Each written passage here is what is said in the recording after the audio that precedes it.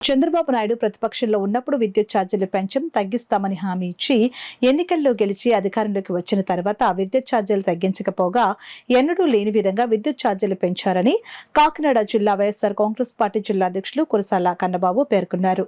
Party ఇచ్చిన పిలుపులో భాగంగా విద్యుత్ ఛార్జీల పెంపుపై పోరుబాటను నిర్వహించి చంద్రబాబు తీరుపై ధ్వజమెత్తారు. కాకినాడ నగరంలోని వైఎస్ఆర్ కాంగ్రెస్ పార్టీ కార్యాలయం నుండి పార్టీ నాయకులు కార్యకర్తలు విద్యుత్ ఛార్జీల పెంపుపై పోరుబాటను పట్టారు.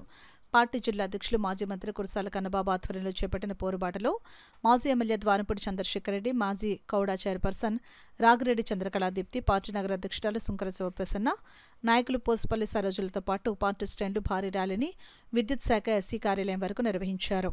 పెంచిన విద్యుత్ ఛార్జీలను తక్షణమే తగ్గించాలని వారు నినాదాలు చేశారు. విద్యుత్ శాఖ కార్యాలయంలో ఎస్సీ ప్రసాద్కు నాయకులు వినతిపత్రం అందజేశారు.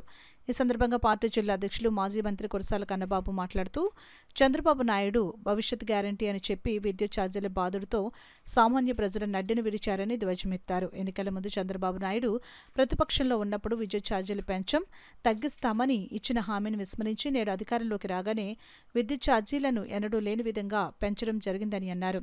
చంద్రబాబు మెడలు వంచి ఇచ్చిన హామీలను అమలు చేయిస్తామని అన్నారు.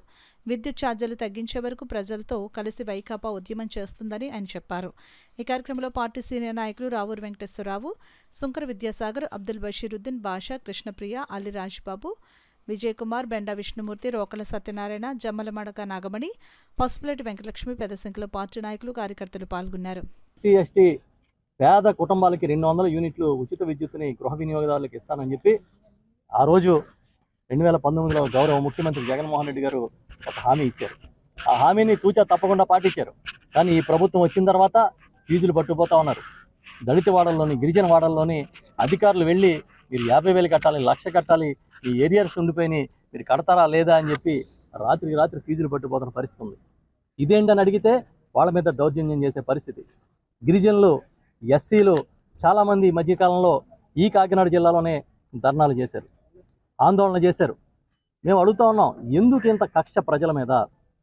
మీరు ఊహించిన దానికన్నా ఎక్కువ సీట్లు సంపాదించుకున్నారు. ఏ రూపంలో సంపాదించుకున్నారో సంపాదించుకున్నారు. చాలా కంఫర్ట్గా అధికారం వచ్చింది మీకు.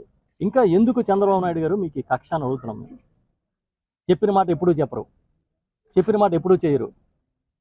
చెత్త పన్ను దగ్గర నుంచి విద్యుత్ బిల్లుల వరకు దేన్ని వదలకుండా బాధేసి ఇదే సంపద సృష్టి అని మీరు కలలుగంటూ మమ్మల్ని కూడా ఆ కళల్లో ముంచాలని ప్రయత్నం చేస్తామని ఇది ఎంతవరకు సాగదు. మా నాయకుడు జగన్మోహన్ రెడ్డి గారు ఏదైతే పిలుపునిచ్చారో ఆ మేరకు ఖచ్చితంగా పెంచిన విద్యుత్ ఛార్జీలను తగ్గించాలి. మీరు ఇచ్చిన హామీ ప్రకారం ఆనాటికి ఉన్న విద్యుత్ ఛార్జీ కన్నా తగ్గించాలనేది మేము డిమాండ్ చేస్తున్నాం. ఈ తప్పుడు వాగ్దానాలతో ఎల్లకాలం మీరు నెట్టుకు రాలేరు. కేవలం ప్రజల మీద భారం మోపడం కాకుండా ఈ విద్యుత్ రంగాన్ని బలోపేతం చేయడం మీద దృష్టి పెట్టమని చెప్పి మేము కోరుతూ ఇవాళ ఈ కార్యక్రమానికి వచ్చిన ప్రతి ఒక్కరికి కృతజ్ఞతలు చెప్తున్నాం.